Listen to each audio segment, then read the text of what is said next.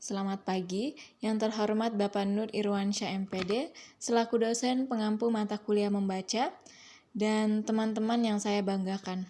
Sebelumnya, perkenalkan nama saya Nela Rati Aranowo dengan MPM 202121205000251. Di sini saya akan mempresentasikan materi tentang karakteristik pemilihan bahan bacaan. Langsung saja bagian A, karakteristik pemilihan bahan bacaan.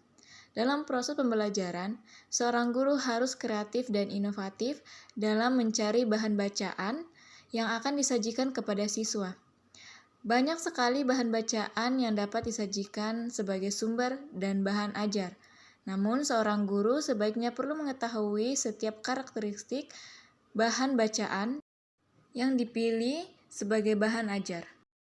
Kita lanjut. Untuk bagian B, tujuan karakteristik pemilihan bahan bacaan.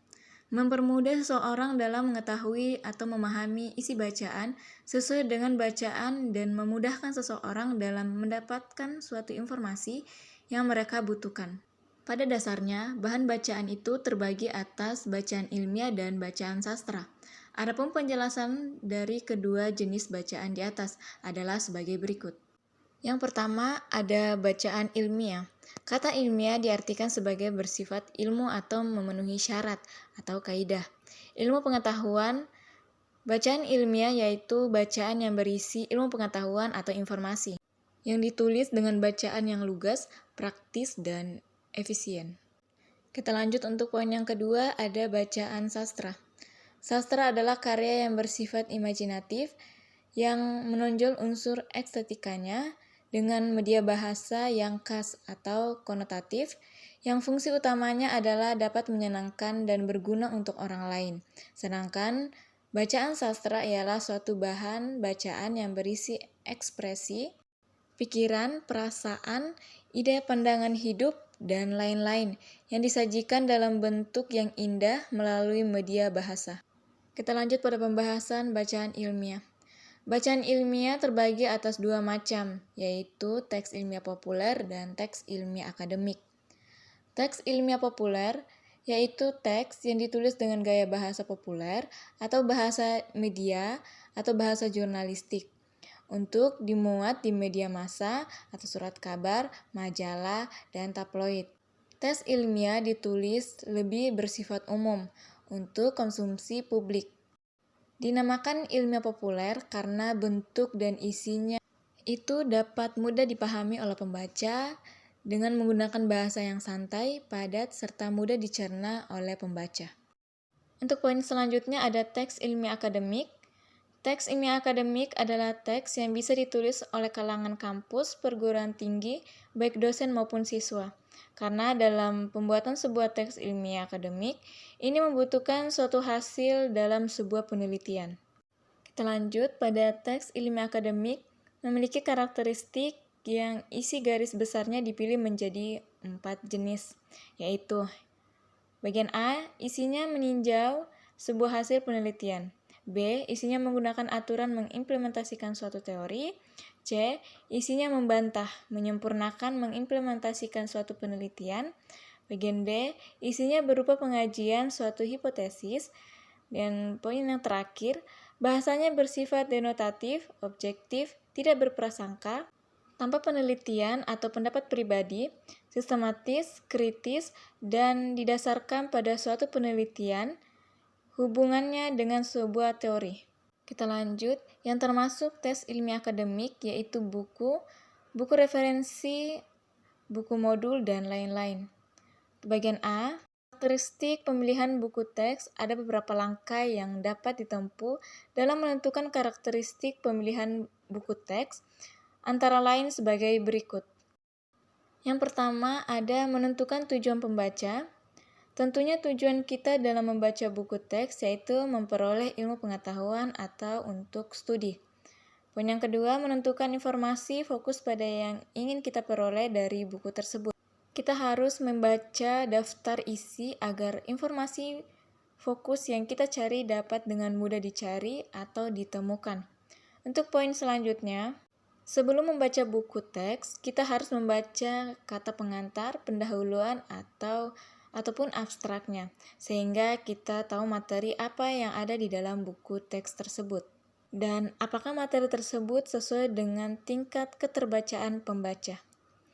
Poin yang terakhir, pilihlah buku teks yang memiliki wacana yang tidak terlalu sulit dipahami, tetapi tidak juga terlalu mudah sehingga siswa terpacu daya pikirnya. Lanjut bagian B, karakteristik pemilihan buku referensi.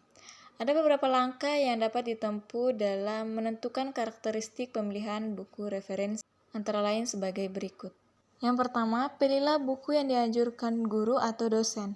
Yang kedua, carilah sumber bacaan buku lain yang masih satu tema dengan induk yang masih satu cabang ilmu. Yang ketiga, carilah bahan bacaan yang memiliki penjelasan yang lebih terperinci, yang menjabarkan materi pada buku induk dengan lebih jelas. Yang terakhir, carilah lebih dari satu buku referensi, agar pemahaman dan pengetahuan kita terhadap suatu ilmu atau materi yang lebih luas, dan kita dapat menguji hipotesis-hipotesis yang berada pada induk. Kita lanjut lagi pada pembahasan sastra. Sastra terbagi menjadi dua macam, yaitu sastra imajinatif dan sastra non-imajinatif. Adapun penjelasan sebagai berikut. Yang pertama, sastra imajinatif. Sastra imajinatif ialah bahan bacaan yang isinya ditulis berdasarkan daya khayal sang pengarang. Karakteristik sastra imajinatif ialah: yang pertama, bahasanya konotatif atau bukan bahasa sesungguhnya, memiliki makna atau arti lebih dari satu. Yang kedua, penulisannya diilhami dari kisah nyata yang diproses atau diimajinasikan sehingga timbul ide penulisan yang kreatif dan indah. Yang terakhir, memiliki nilai-nilai estetik yang meliputi unitil, harmoni, dan kesempurnaan. Kita lanjut pada poin yang kedua, ada sastra non-imajinatif. Sastra non-imajinatif adalah sastra yang isinya ditulis sesuai dengan fakta, berdasarkan realita sebagai topik utamanya. Karakteristik sastra non-imajinatif ialah: yang pertama, bahasanya denotatif. Yang kedua, isinya berdasarkan fakta, realita yang ada. Yang ketiga, memiliki nilai-nilai dan syarat-syarat keindahan atau estetika yang berupa unity atau kesatuan, harmon, dan keseimbangan.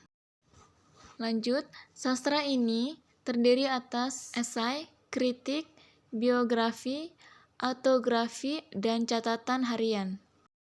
Surat kabar tergolong ke dalam sastra non-imajinatif karena bagian-bagian atau isi surat kabar meliputi berbagai aspek karangan sastra. Kita lanjut pada pembahasan berikutnya. Adapun hal-hal yang harus diperhatikan dalam menentukan karakteristik pemilihan surat kabar, yaitu bagian A, topik yang disajikan haruslah akurat, tajam, dan terpercaya. Bagian B, informasi yang disampaikan up to date sesuai dengan perkembangan zaman.